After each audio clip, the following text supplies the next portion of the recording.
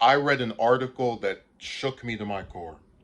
Senators Joe Manchin, Democrat of West Virginia, and Lisa Murkowski, Republican of Alaska, on Tuesday signed on to a revised voting rights bill named after the late Representative John Lewis, Democrat of Georgia, a day before a key test vote in the Senate.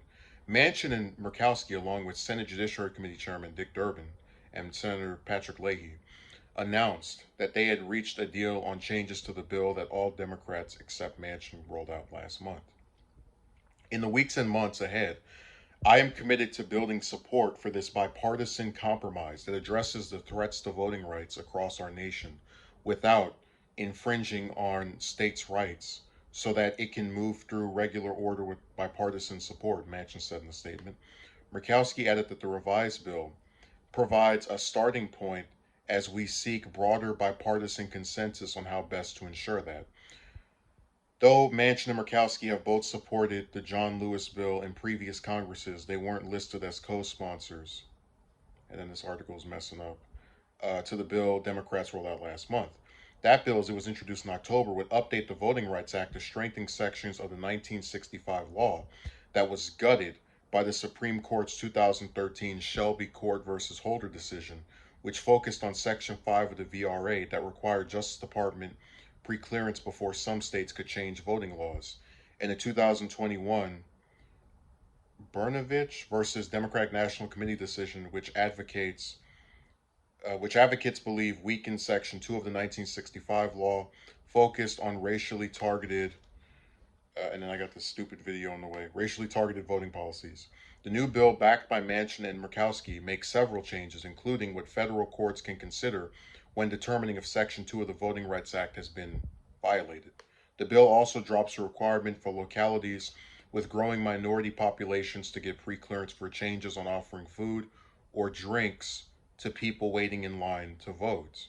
The change has been included under the earlier version of the bill's new requirement for practice-based preclearance. Yeah, that's another one of those little scummy things people do where they try to get you in trouble for like offering food or drinks, because that a lot of people will leave a voting line if they feel hungry or they're thirsty and just they've stood there for 40 minutes, an hour, so a lot of that stuff is designed on purpose to get less people to vote. When they have like rules against you giving food and drinks. The Senate will vote on Wednesday to start debate on the legislation, but because Murkowski is the only Republican expected to vote yes, the bill will fall short of the 60 votes needed to move forward. I have made clear time and time again, Democrats are open for business. We want Republicans to engage. I'm prepared to offer an open and honest and full-fledged process here on the Senate floor where Republican amendments will be made in order and allowed and debated, Senate Majority Leader Chuck Schumer, Democrat of New York, said on Tuesday. So this bill seems pretty good. Of course, they could do more with it, but if it passes as it is, I'll be fully content with it. Especially knowing that Manchin's probably going to try to jump off if they try to go further with it, and Republicans are also going to, start singing the "Oh, it's too left" song. But this is actually, I think, the first time ever that he, or maybe the first or second time, because I know there was another video I did where I was talking about him being open to endorsing, I believe it was Murkowski in her reelection next year. Um, so I guess I have to end this with the song.